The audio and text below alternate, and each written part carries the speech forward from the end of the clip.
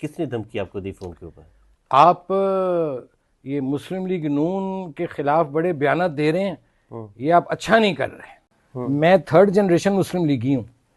इन लोगों का तो पता नहीं है कौन कौन सी जमातों से कौन कौन से हांगकांग के नलकों का पानी पी के आए हुए हैं। 165 GIT की पेशियां थी, नवाज शरीफ साहब ने भुगती। कौन था उसके दाएं हाथ पे खड़ा होता? नवाज शरीफ साहब ऐसे नहीं हैं, लेकिन उन्हें ऐसा बना दिया गया है। आप बड़े करीबी रहे, आप रहा हूं ना जी। अब मुझे नहीं पता किरमानी लड़ सकता है इलेक्शन, जरी पैसे होंगे तो लड़ेंगे, वही ना, ठीक है ना। मेरा आगे मेरा पर्चा नहीं दर्ज हो रहा है, तुसी मैंने अंदर कराने दे प्रोग्राम बना के आए हो घर मेरे।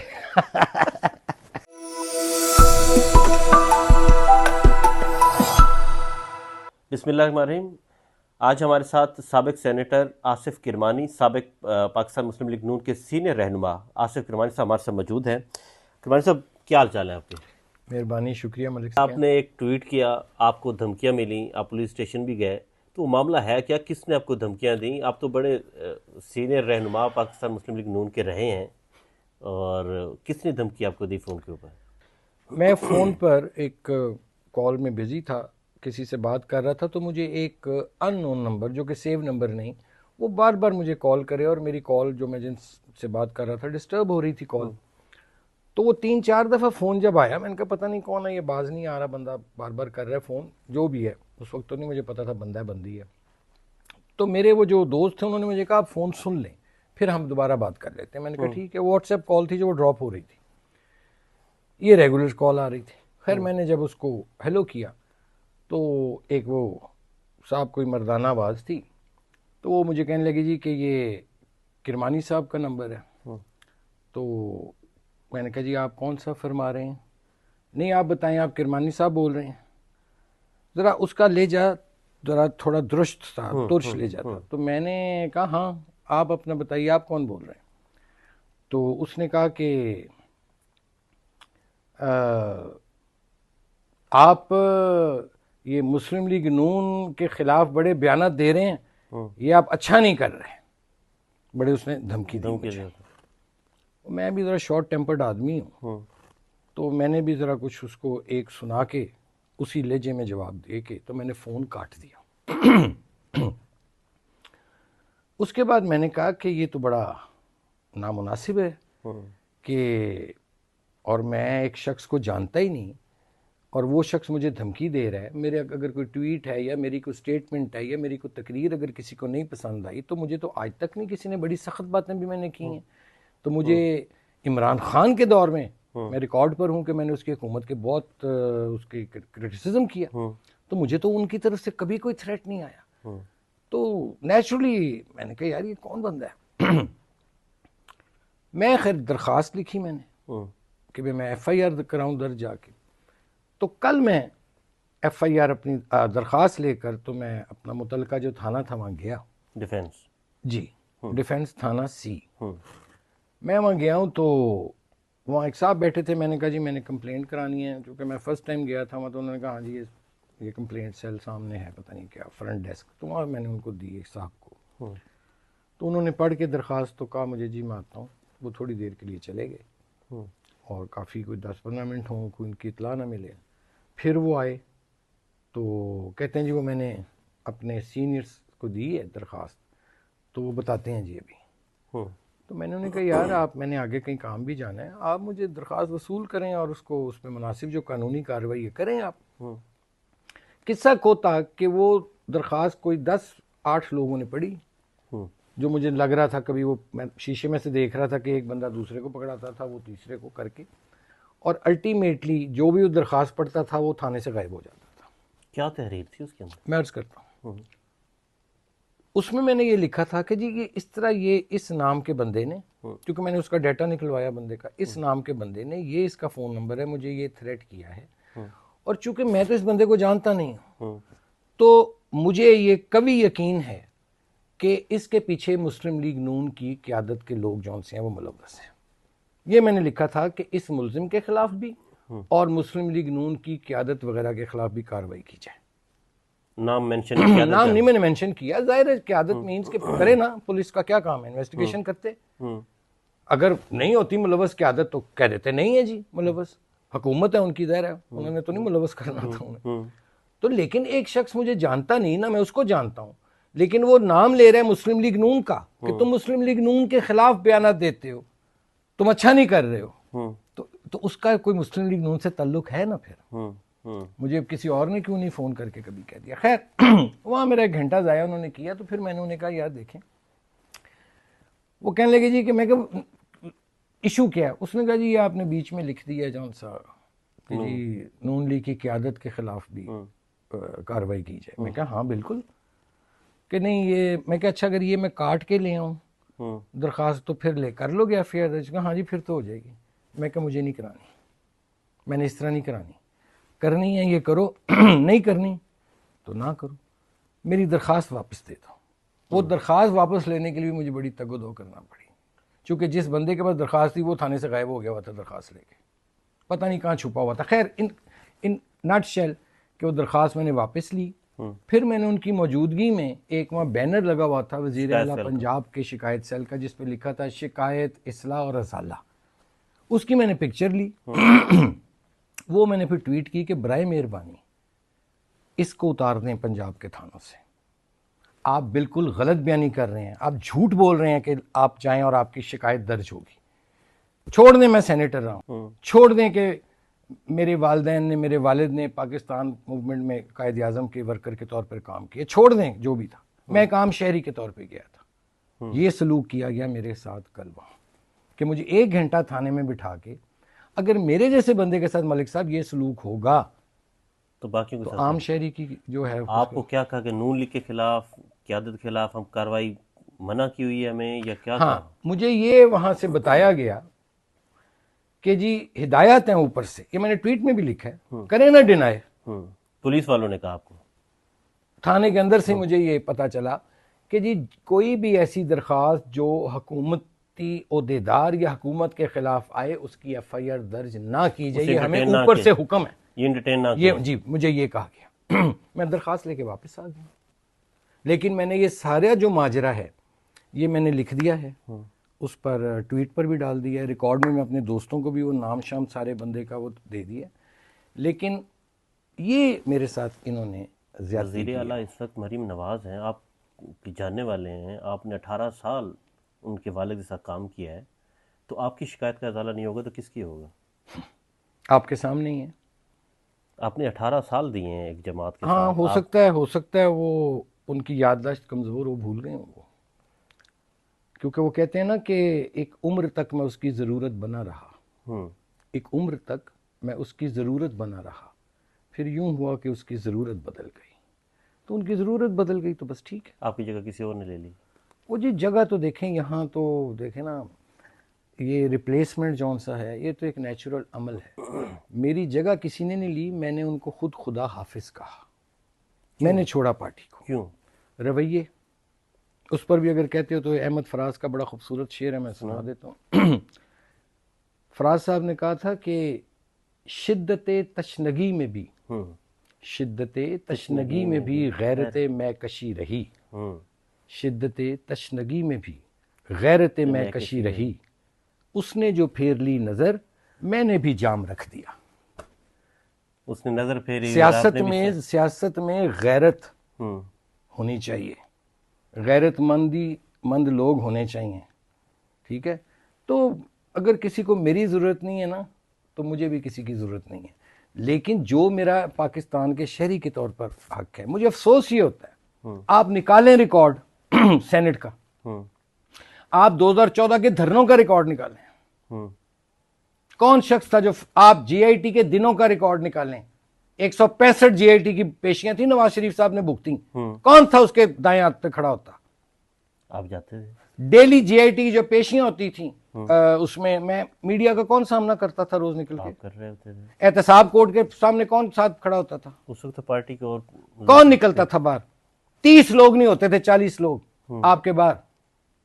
छोड़े पर आप मैं बातें करूंगा तो बहुत बातें दूर तक चली बताएं ना, 30-40 लोग तो होते थे, आप होते थे, फिर आप 165 पेशियों पे भी आप गए, कितनी पेशियां आपसे मिस हुई जो आपके साथ? 2 पेशियां मिस हुई थी, एक दफा मेरी चेस्ट इन्फेक्शन थी, एक दफा मियाँ साहब से इजाजत लेके मैं लंदन गया था, वो 2 कह लें, बाकी 150 160 के करीब थी पेशियां, एक बता दें मुझे निकाल के। तो 2 पेशियों की वजह से नाराज हो गया? नहीं, 2 पेशी को ऐसे नाराज नहीं हुए, वो नहीं ऐसी बात थी। नवाज शरीफ साहब ऐसे नहीं हैं, लेकिन उन्हें ऐसा बना दिया गया है, क्योंकि उनके जो इर्द गिर्द लोग हैं, जो मैं समझता हूँ कि पॉलिटिकली वो इम्पोर्टेंट है, पॉलिटिकल इम्पोर्टेंट हैं, जिनको मैं पहले पॉलिटिकल टॉडलर्स कहता था, तो पंजाबी कहते ना टैडी बकरे बकरियां, वो ने। हम मुस्लिम लीग का, नून का पुराना एडिशन है, अब नया एडिशन आ गया, नए तकाजे आ गए हैं। मतलब आप देखिए, गालम गलोच का कल्चर लोग कहते हैं ना जी कि पीटीआई ने उसकी बुनियाद रखी, कहते हैं ना जी। अब आप ट्विटर पर देख लें, आप फर्क नहीं महसूस कर सकते कि ये पीटीआई वाला गाली दे रहा है इतनी नंगी या नून लीग वाला दे रहा है। बिल्कुल ऐसे। ये नवाज शरीफ का तर्ज सियासत कभी नहीं रहा। जिस नवाज शरीफ को मैं जानता हूँ, वो तो बड़ा मैनरिज्म का बादशाह हुआ करता था, वो तो इखलाक से गिरी को बात ना सुनता था ना करता था। तो ये क्या हो गया इस पार्टी को? कौन लोग आ गए हैं जिन्होंने आके इस पार्टी को फिर यहां ऐसे गड्ढे में फेंका है कि आज ना पाकिस्तान में पनाह है ना बैरून मुल्क पनाह है, और नतीजा जो 8 फरवरी को हुआ है वो आप सबके सामने है कि सिंपल मेजॉरिटी तक अब ले नहीं सके। वो नवाज शरीफ जो 2/3 मेजॉरिटी के साथ चारों सूबों में हुकूमत बनाया करते थे, किधर हैं आज? जो अपोजिशन के मुताबिक तो इनके पास 17-18 सीटें वो कहते हैं। हाँ, वो फॉर्म 47 का है इशू, चीज़ें जौन सी हैं। लेकिन देखिए, अगर मैं कहता हूँ कि मैं अगर महंगाई के ख़िलाफ़ बात करता हूँ, मैं गुर्बत के ख़िलाफ़ बात करता हूँ, मैं बेरोज़गारी के ख़िलाफ़ बात करता हूँ, और स्पेशली मैं पढ़े लिखे जो एजुकेटेड मिडिल क्लास का यूथ है उसके हक में अगर आवाज़ उठाता हूँ, तो बजाय आप मेरी बात सुने, आप कहते हैं कि हमारे पे जी इसने पीडीएम के दौरान गवर्नमेंट में तनकीद करता रहा, ये आके इसलिए से जमात से निकाल दे। नहीं, उन्होंने नहीं निकाला मुझे, किसी की जरूरत है मुझे निकालता, मैं 3rd जनरेशन मुस्लिम लीगी हूँ। इन लोगों का तो पता नहीं है कौन कौन सी जमातों से कौन कौन से हांगकांग के नलकों का पानी पी के आए हुए हैं। एक जनरल मुस्लिम लीग को कैसे निकालेंगे? मैंने इन पार्टी को छोड़ा है, it is on the record. मैंने छोड़ा है मुस्लिम लीग नून को, मैंने 18 साल की रफाकत ख़त्म की है विद हैवी हार्ट, चूँकि इनके रवैये जौन से थे वो इंतहाई कुछ लोगों के बहुत ही। किसका रवैया? जिसके मैं आपको ऑफ द रिकॉर्ड बाद में नाम बता दूंगा। मैं जिनको पॉलिटिकल टॉडलर्स कहता हूँ, जो पॉलिटिकल इनफर्टाइल हैं, जो पॉलिटिकल इम्पोर्टेंट हैं लोग, वो जिनको अगर नवाज शरीफ टिकट ना दे, उनके घर बीवी बच्चे ना उनको वोट दें। क्या बात कर रहे हैं आप? क्या बात कर रहे हैं? इसाक डार की बात कर रहे हैं। मैं नाम नहीं ले रहा जी, इसाक डार साहब को मेरे लिए काबिल एहतराम है, नाम ना लें मुझसे, नाम ना पूछें, मैं एक जनरल बात कर रहा हूँ। और अब तो पार्टी मरीम नवाज के पास चली गई है, क्या उन्हें कुछ चेयरमैन भी बनाया जा रहा था पार्टी का? हाँ, मैंने सुना था पहले मरीम नवाज को पार्टी का चेयरमैन सुना था मैंने, लेकिन मुझे नहीं पता, मेरे कानों में एक पुरानी बात है। लेकिन चूंकि मैं जब लंदन गया था 2022 में, तो वहाँ एक नशिस्त भी हुई थी। फिर उसके बाद मियाँ साहब मोहतरम ने मुझे कहा कि कोई तजवीज़ भेजो, तो मेरे से ये एक उसको कह लें अच्छी बात हुई है, ये गलत बात हुई। तो मैंने मियाँ साहब को कहा कि मरियम बीबी को आप चीफ ऑर्गेनाइज़र बना दें, चूँकि पार्टी में बाकी तो इतनी को कबूलियत नहीं थी किसी लीडर की, लोगों के डिफरेंट ओपिनियंस थे, कोई विकेट के दोनों तरफ खेल रहा है, कोई चारों तरफ ग्राउंड के खेल रहा था। तो चलो, तो ये सितंबर में मैंने उन्हें 2022 में मियाँ साहब को, जब मैं लंदन से वापस आया तो तजवीज़ दी थी। लेकिन फिर कहीं उन्होंने जनवरी में गालबन 2023 में उनको चीफ ऑर्गेनाइज़र बनाया। लेकिन चीफ ऑर्गेनाइजर की आपकी तजवीज़ थी जिसके बाद मरियम नवाज को बनाया? हो सकता है और भी लोगों ने दी हो, लेकिन मेरे इल्म में नहीं है। मैंने ज़रूर ये तजवीज़ दी थी उनको, मियाँ साहब को, जिस पे उन्होंने इत्मीनान का इजहार किया, और उसमें कुछ 4 महीने लग गए, 3-4 महीने उनको। लेकिन वो एक स्टेप फर्दर आगे चले गए। वो मैं समझता हूँ एक प्री मेच्योर स्टेप था जो नवाज शरीफ साहब ने ले लिया उस वक्त। आई डोंट नो क्या रीज़न्स थे कि उन्होंने उनको सीनियर नायब सदर भी बना दिया, जिससे फिर वो थोड़ी सी दिल आज़ारी पैदा हुई शाहिद खाकान के दिल में। तो चीफ ऑर्गेनाइज़र का था ना कि वो अगर बनाते उसको 6 महीने साल पार्टी को ऑर्गेनाइज़ किया, वो ख़त्म हो जाता है। फिर जब पार्टी इलेक्शन होते तो उनको इलेक्शन लड़वाते, इलेक्शन लड़वा के फिर ले आते, फिर जो भी करना था। लेकिन एनीवे अब तो वो बात गुजर गई, लेकिन मैंने ज़रूर ये तजवीज़ दी थी। कौन कौन नाराज़ हुआ मरीम नवाज के चीफ ऑर्गेनाइजर बनने के बाद? आप उस वक्त तो पार्टी के अंदर थे, शायद कान तो ने तो बरमला इजहार भी किया। देखिए, नाराज़गी का इजहार नहीं करते, ये बड़े बुज़दिल मुस्लिम लीगी हैं। ये मुंह के ऊपर गैस को कहते हैं जाके ना, तो ये सब अच्छा की रिपोर्ट देते हैं, और जब ये हट जाते हैं निजी महफिलों में आते हैं, और फिर इनकी शिकायत होती हैं वो सुनने से ताल्लुक़ रखती हैं। ख्वाजा साद रफ़ीक, राना सनाउल्लाह, किन किन की एतराज़ है? देखें जी, बात ये है कि मैं वही ना नाम शाम ना लें मलिक साहब, नहीं बताना चाहिए कि कौन कौन थे जिनको नाराज़गी का इजहार था। नहीं मेरा ना किसी को नहीं था, खफकी का इजहार दिल में रखेंगे, लेकिन उसी तनख्वाह पे फिर काम करते हैं। ये मुस्लिम लीगी नहीं है, ये नून लीगी है। इनमें से मुझे बताएं जेन्युइन कितने मुस्लिम लीगी हैं? कोई किसी जमात से उठ के आया है, ओहदा ले बैठा है, कोई किसी जमात से आया, कोई किसी जमात से आया। मुझे एक दो बता होंगे, शायद 1, 1.5, सवा 2 जो होंगे मुस्लिम लीगी जिनकी जेन्युइन बैकग्राउंड होगी। बाकी नून लीगी कहें, मुस्लिम लीगी ना कहें। इसहाक डार नून लीगी है या मुस्लिम लीगी है? नून लीगी है। इसहाक डार नून लीगी? हाँ, नून लीगी है। वो उनके साथ शुरू से नवाज शरीफ के साथ भाई मुस्लिम लीग नवाज से में ही है ना, उससे पहले कहाँ थे? किसी मुस्लिम लीग में थे? जो वो मुस्लिम लीग जो होती थी, 2 ही मुस्लिम लीगें होती थी ना इस मुल्क में, उस मुस्लिम लीग में तो नहीं। तो उस वक्त तो खैर वैसे भी स्टूडेंट होंगे। यानी इस नून लीग तो नवाज शरीफ साहब ने बनाई ना जी। तो वो इसलिए मैं कह रहा हूँ ना कि जो PMLN क्यों कहते हैं उसे, इसीलिए कहते हैं। हाँ, तो वो ये सारे नून लीगी हैं। इनमें मुस्लिम की भी क्या वजह है? चूँकि हर फैमिली का एक अरेंजमेंट होता है अपना, जो भी है, तो हो सकता है कोई अरेंजमेंट के तहत, कोई अंडरस्टैंडिंग के तहत की चीज़ हुई है। आप जब जनरल बाजवा की एक्सटेंशन होने लगी थी, आपके साथ नवाज शरीफ की क्या बात हुई थी? वो चाहते थे जनरल बाजवा की एक्सटेंशन हो? क्या आपसे आपकी मुलाकात हुई थी लंदन में? नवाज शरीफ साहब 19 नवंबर को पाकिस्तान से लंदन तशरीफ़ ले गए थे। इत्तफाकन मुझे सेनेट की किसी ऑफिशियल विज़िट पे डेलीगेशन जा रहा था, तो मेरा भी उन्होंने नाम डाला हुआ था बीच में, तो मैं भी चला गया। मैं 19 दिसंबर 2019 को पहुंचता हूँ लंदन। मियाँ साहब को गए 1 महीना हुआ था। उस वक्त वो किसी को मिलते नहीं थे। तो मैंने जब उनकी खिदमत में फ़ोन किया कि मैं आया हूँ, तो उन्होंने शफ़क़त की, उन्होंने कहा कि चलो तुम आ जाओ। बुला लिया उन्होंने मुझे, मैं चला गया। उस दिन मेरी उनसे मुलाकात हुई जिस दिन मैं वापस पाकिस्तान आ रहा था। तो वो 45 मिनट्स बड़ी तपाक से मोहब्बत से मिले। जहाँ और बातें हुई तो मैंने मियाँ साहब को पूछा कि सर वो उन दिनों ये बाजवा साहब की एक्सटेंशन की बातें चल रही थी, गालिबन इमरान खान वो एक कागज़ पे नोटिफिकेशन भी कर चुके हुए थे, अगर आपको याद हो। जी बिल्कुल। बाद में जो कोर्ट में फिर गया तो वो जस्टिस खोसा ने कहा कि इसकी लेजिस्लेशन करें। तो मैंने उन्हें पूछा कि पार्टी पॉलिसी क्या है जी, क्योंकि ज़ाहिर मैं उस वक्त सेनेट का मेंबर था। तो मियाँ साहब ने, मुझे याद है बड़ी अच्छी तरह, कि उन्होंने फरमाया कि किरमानी साहब यू नो माई व्यूज़, क्योंकि मियाँ साहब कभी भी एक्सटेंशनों के हक़ में नहीं रहे। मुशर्रफ के ज़माने से ये नहीं मुझे पता। मैं एक वाक़या सुना देता हूँ कि जब जनरल राहील शरीफ साहब की एक्सटेंशन का मामला ज़ेर बहस आया, अच्छा उनका आया था जी, तो उस वक्त मियाँ साहब ने कहा कि यार मैं तो बाय बुक चलना चाहता हूँ, और अगर मैंने एक्सटेंशन में बिलीव करता देने में लोगों को, तो फिर मैं अपने प्रिंसिपल सेक्रेटरी को मैं एक्सटेंशन सबसे पहले देता। कौन थे उस वक्त जिनके बारे में कहा प्रिंसिपल सेक्रेटरी के बारे में? उनका नाम था जावेद असलम साहब। अच्छा। हाँ, मियाँ साहब ने कहा, मियाँ साहब उनके साथ बहुत कंफर्टेबल थे। He was very hard working, honest, integrity वाले आदमी थे।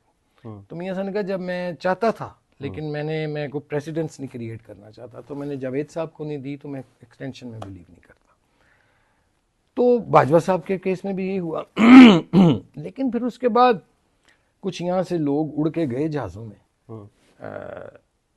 जो नवाज शरीफ को, जिन्होंने मैं समझता हूँ कि आज इस मकाम पर लाकर खड़ा किया है कि जहाँ उसके पास सिंपल मेजॉरिटी भी नहीं है, उन्होंने जाके फिर उनको कन्विंस किया, उनका फैसला तब्दील करवा लिया कि जी हमें एक्सटेंशन में वोट देना चाहिए। तो फिर दिया सब ने वोट। कौन? ख्वाजा साहब कहते हैं, शहबाज साहब, सारे गए थे यार। ये कौन था जो नहीं 17 गया? लोग गए थे। सारे ही गए थे, आपको पता है। एक बात उसमें सुन लें, शायद आपको ना पता हो। उसमें कुछ ऐसे भी एक दो लोग थे कि जब ये फैसला हो गया लंदन में एक्सटेंशन का, हाँ कि जी बाजवा साहब एक्सटेंशन का- दी जाएगी, लेकिन मियाँ साहब ने ये ज़रूर कहा, जो मेरी तक इतला पहुंची, कि हमने उसके बदले कोई बारगेन नहीं करनी, अच्छा ये हमने बात। को उनसे रिलीफ नहीं लेना, बस ठीक है दे दें एक्सटेंशन, क्योंकि लेजिस्लेशन का क्या है कोर्ट में। हम्म, जब फैसला हो गया तो मेरी मालूमात के मुताबिक दो ऐसे लीडर थे जो बड़े कदावर अपने आप को समझते हैं, उनकी कोशिश थी कि जी जल्दी से लंदन से पहली फ्लाइट पकड़ी जाए और पहले जाके बाजवा साहब को बता दिया जाए कि जनाब हम काम कर रहे हैं। हम एक्सटेंशन हो गई है सर। दो ऐसे लोग थे, नाम नहीं मैं बताऊंगा, ऑफ द रिकॉर्ड बाद में बता दूंगा। तो ये तो हालात हैं। मैं नाम ले लेता हूँ, ख्वाजा साहब की बात कर रहे हैं। नहीं छोड़ देना अभी आप, हम्म, मैंने कहा ना मैं उसके बाद बताऊंगा आपको, ऑफ द रिकॉर्ड बता दूंगा, चूंकि ये बड़े खतरनाक और जालिम लोग हैं। आपको डर लगता ये नून लीग, डर नहीं लगता, मैं मुंह नहीं इनके लगना चाहता। जो ये फोन करा के धमकियां दिलवा रहे हैं मुझे ये लोग, ये मिजाज है नून, ये तो कभी भी नून लीग का मिजाज नहीं था कि आप एक शख्स को लाइव थ्रेट्स दिलवा रहे हैं, बंदा एक उसको धमकियां दे रहा है, ये इनका किरदार है। और खुद ये फोन करते हैं फौजियों को, छोड़ें पर है मेरा मुंह ना नहीं, खुलवाएं। क्या फ़ोन करते हैं फौजियों को, क्या फ़ोन करते हैं ये फौजियों को? ओ भाई इस्टेब्लिशमेंट की गोद में जो बैठते हैं ये जाके, नवाज शरीफ ना इस्टेब्लिशमेंट की गोद में बैठा तो उडियाला चला गया था। इन लोगों ने गोद में बैठे हैं तो हुकूमतों में चले गए, पीडीएम की गवर्नमेंट में भी चले गए, अब भी हुकूमत इनको दे दी गई, जैसे तैसे दी गई, सबको पता नहीं, नजर नहीं आ रहा कैसे तो दी। शबाज और दी तो शबाज पीएमएलएन चाहिए ना, सदर है ने पीएमएलएन दे को बाहरों तो नहीं आएगे। नवाज शरीफ के भाई हैं। देखें सियासत में, सियासत बड़ी बेरहम चीज़ है मलिक साहब। वो किसी ने कहा था ना, शायद मौलाना अबुल कलाम आज़ाद ने कहा था, या किसने, मुझे करेक्ट कीजिएगा, कि सियासत के सीने में दिल नहीं होता। आई डोंट, किसी बड़े नामवर बंदे ने कहा था। तो ये मफादात की सियासत है। यहाँ नवाज शरीफ को कुर्बान करके शबाज साहब हुकूमतें बनाई गई हैं। क्या था नारा? पाकिस्तान को नवाज दो, नवाज दो, वोट को वजीर आजम, वोट को इज्जत दे के दफन हो गया ना यार। ਉਹਨੂੰ ਤੇ ਉਹਦੀ ਤੇ ਖੁਦ ਕਬਰ ਖੋਦ ਕੇ ਉਹਨੂੰ ਦਫਨ ਕੀਤਾ ਗਿਆ ਨਾ, 21 तोपों की सलामी दे के, छो पर। चौथी दफा नवाज शरीफ यानी वजीर आजम नवाज शरीफ के आए थे ना इश्तिहार, जिस दिन इलेक्शन डे था, फिर नारे भी लगते थे। आप उनको पूछें लोगों को जाके ना कि क्यों नहीं नवाज शरीफ वजीर आजम बना, क्यों नहीं बना नवाज शरीफ खुद भी नहीं बताते क्यों नहीं बने। चले फिर अगर वो नहीं बताते तो मैं क्यों? आप बड़े करीबी रहे, आप रहा होना जी। अब राजदान अब मुझे नहीं पता, वो राज मेरे जौन से वो तब तक हैं जब तक कि मैं, या सिर्फ आपकी राजधानी उनके खानों तक है जो मशहूर है कि वो बड़े पाए खाते हैं। वो भी मैं जरा आप क्लियर कर दूं, नवाज शरीफ साहब श्री पाए कभी नहीं खाते, ये गलत उनके बारे में कहा गया है। यहाँ पे चलता रहा वो चलने को तो यार किरमानी के बारे में बड़ी खबरें चल गई, तो कुछ सच तो नहीं होती ना चीज़ें। मैं अपनी जो 18 साल की रफाकत है नवाज शरीफ साहब, अब आपने ये लाइटर बात कर ली श्री पाए की, नवाज शरीफ साहब श्री पाए खाने के शौकीन ही नहीं है। क्या खाते हैं वैसे नवाज शरीफ? जो आम लोग खाते हैं चीज़ें, मतलब वो हलवा पूड़ी खाने के शौकीन है? सब खाते हैं, सब खाते हैं हलवा पूड़ी, मैं भी खाता हूँ, आप भी मटन के शौकीन है? मटन सब खाते हैं। मैं वही खाते सब। देखिए एक जो एक गैर जरूरी के जी श्री पाए जी ये वो, मैंने निहारी खा रहे हैं, वो वारिस निहारी के बड़े शौकीन हैं। निहारी खा लेते होंगे, होम घर की बनी चीज़ें खाते हैं, ऑर्गेनिक चीज़ें खाते हैं वो।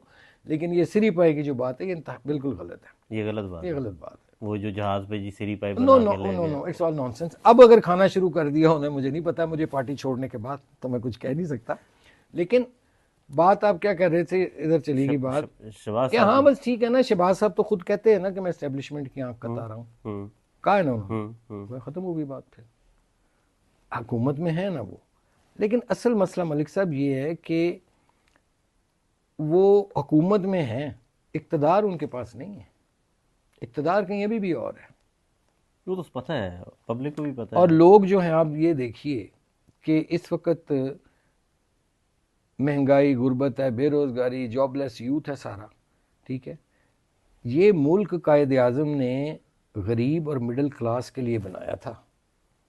ये चंद अशराफिया 2% के लिए मुल्क नहीं बना, लेकिन अनफॉर्चुनेटली उन्होंने इस मुल्क को हाईजैक कर लिया है अशराफिया ने। इस अशराफिया जो है, जो आपकी सियासी अशराफिया, मैं स्पेशली कहता हूँ पॉलिटिकल अशराफिया, जो पैसे के जोर पर टैक्स चोरी करके, जिन्होंने अंडर इन्वाइसिंग करके, कहीं ओवर इन्वाइसिंग करके, ठगियां करके जो पैसा बनाया है, अब आप देखिए ना कि एक मिडिल क्लास का आदमी लड़ सकता है इलेक्शन, नहीं वो तो नहीं किरवानी लड़ सकता है इलेक्शन, जहरी बात, पैसे होंगे तो लड़ेंगे। वही ना, ठीक है ना। तो फिर ऐसे लोग आ गए हैं। बस आप असेंबली में देख लीजिए, मुझे गिन के बता दें कि आटे में नमक के बराबर है आपके मिडिल क्लास के लोग। कोई जागीरदार है, लैंडलॉर्ड है, कोई इंडस्ट्रियलिस्ट है, किसी की शुगर की इंडस्ट्री है, कोई टोबैको का किंग है। ये कौन सा पाकिस्तान है जी? और कहाँ इंसाफ मिल रहा है, मुझे ये बताइए। इमरान खान को पॉपुलर अगर किसी ने किया है, मेरी ये बात याद रखें, उस वो 100%, 100% उसके जिम्मेदार PMLN की गैर जिम्मेदाराना बचगाना जो क़यादत है, ये उसने किया उसको। अगर आप किसी जमात ने आपको अप्रोच किया, पीपल्स पार्टी ने या PTI ने, आप ज्वाइन करेंगे? नहीं, मेरे बाप दादा मुस्लिम लीगी थे, मेरे आज भी घर में कायद आज़म की और मेरे वालिद की तस्वीरें लगी हैं। मैं नून लीग में भी इसलिए गया था कि मुस्लिम लीग है और एक अवामी जमात है, और मेरा अच्छा वक्त गुजरा, लेकिन मैं मायूस हो के फिर उनको छोड़ा। पाकिस्तान में मैं समझता हूँ मलिक साहब, ज़रूरत है एक पाकिस्तान प्रोग्रेसिव मुस्लिम लीग की, जो पीपल फ्रेंडली हो, मिडिल क्लास फ्रेंडली हो, पुअर फ्रेंडली हो। एक ऐसी मुस्लिम लीग की ज़रूरत है। हमें ऐसी मुस्लिम लीग की ज़रूरत नहीं है जो फैमिली लिमिटेड हो। शाहिद खाकान की जमात में जाएंगे? शाहिद खाकान साहब को तो, उनको तो नहीं, उनके करीबी कुछ लोग थे, तो उन्होंने मुझसे रब्ता रहता था वो, तो मैंने उन्हें कहा था कि जमात का नाम मुस्लिम लीग रख लो, तो मैं ज्वाइन करूँगा, क्योंकि मैं शाहिद खाकान को आपने कहा? शाहिद खाकान को नहीं, उनके ज़ेम कादरी को, जो यार नहीं ना, मिफ्ता इस्माइल को कहा था मैंने, ठीक है, कि मैं I want to die as a Muslim leaguer, whether किसी में मुस्लिम लीग में हूँ या ना हूँ। मैं PTI में भी नहीं जाऊँगा, मैं किसी और जमात में नहीं जाऊँगा। हाँ, कोई मुस्लिम लीग बनती है जिसका कोई ऐसा मैनिफेस्टो होता है जो सही मानों में कोई पाकिस्तान में गरीब की और मिडिल क्लास की मुश्किलात के ख़ात्मे के लिए कोई इकनॉमिक माशी प्रोग्राम दे, मैं दे सकता हूँ प्रोग्राम, लेकिन मेरे वसाइल इतने नहीं हैं कि मैं एक जमात खड़ी करूँ। तो इसलिए ये कोई मुस्लिम लीग जमात होगी, अगर धड़ा बनता है तो मैं ज़रूर कर लूँगा। ये क्यों निकले मिफ्ता इस्माइल, जुबैर उमर, शाहिद खाकान अब्बासी, ये क्यों निकले? देखिए, शाहिद साहब तो वज़ीर आज़म बनाया नवाज शरीफ ने, मिफ्ता इस्माइल को वज़ीर खजाना बनाया। शाहिद साहब तो मेरे से सीनियर थे, बाकी लोग तो माशाल्लाह मेरे हाथों इंडक्ट ही हुए हैं पार्टी में, क्योंकि आपने नाम लिए। देखिए, शाहिद खाकान अब्बासी साहब वज़ीर आज़म बनने के लिए तैयार नहीं थे। अच्छा, ये जब मीटिंग हुई थी तब वहाँ 2017 में, जी, मैं मौजूद था उस मीटिंग में। तो फिर नमाज ज़ोहर का वक्फ़ा करके प्राइम मिनिस्टर साहब ने, नवाज शरीफ साहब ने कहा कि जी आप लोग, तो मैंने फिर और भी परवेज़ रशीद साहब, एक दो लोग, उन्होंने कहा कि यार आप, वो चाह रहे थे कि मुझे रहने दें, मेरी मिनिस्ट्री में काम करने दें, वज़ीर पेट्रोलियम थे। हाँ, उन्होंने बल्कि कहा, मुझे याद है, कि आप शहबाज साहब को वज़ीर आज़म बना दें। शाहिद खाकान ने कहा जी, तो और भी शायद किसी एक ने कहा, मुझे अभी, लेकिन उन्होंने कहा तो, लेकिन मियाँ साहब ने कहा कि नहीं, वो तो पंजाब में ठीक डिलीवर कर रहा है, और पंजाब में कुछ प्रोजेक्ट्स हैं जो उनसे, अगर उनको हमने वहाँ से डिस्टर्ब किया तो वो ठीक नहीं होगा, तो आप बने। तो फिर मियाँ साहब ज़ोहर नमाज का वक्फ़ा करके PM हाउस में जब चले गए नमाज़ पढ़ने, तो फिर वो जो आधा 15-20 मिनट हमें मिले, आधा घंटा, उसमें हमने फिर उनको कन्विंस किया, तो अल्टीमेटली शाहिद साहब ने एक्सेप्ट किया। वो एक जेंटलमैन आदमी है शाहिद खाकान अब्बासी। लेकिन अब जमात का नाम अजीब रख लिया, अवाम पाकिस्तान, मतलब ਉਹਦਾ नाम अवाम मुस्लिम लीग रख लेंदे तो चलो समझ आती सी।